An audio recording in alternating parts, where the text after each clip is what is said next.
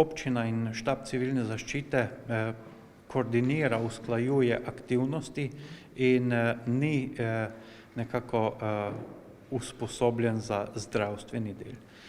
Mi smo tisti, ki mora zagotavljati neke prostorske možnosti in tehnične možnosti za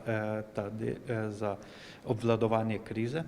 Zadovoljen sem, da zdravstveni dom je tukaj izredno aktiven in išče rešitve, da sta tudi domova za starejše aktivna in imata pripravljeno tako rdečo, belo in sivo cono, kar je izredno pomembno.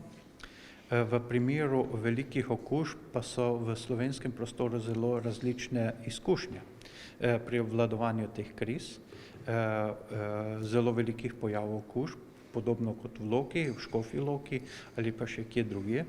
In zato smo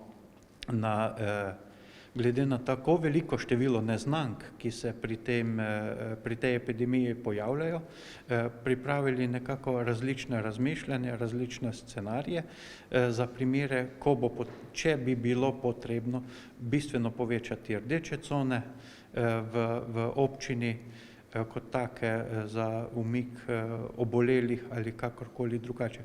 Težko je ocenjevati, kajti bolezen je neznana.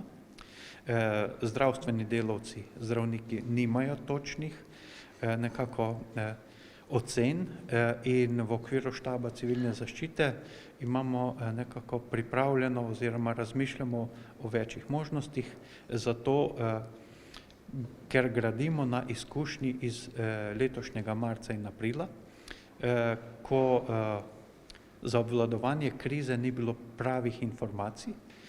Sedaj je informacij več in na podlagi različnih informacij lahko pripravimo različne reakcije, kajti pomembno je, da v primeru potrebe lahko primerno reagiramo. Bolje pa, da vse ta razmišljanja in priprave ostanejo neuporabljene, kot pa, da jih nimamo, če jih slučajno potrebujemo.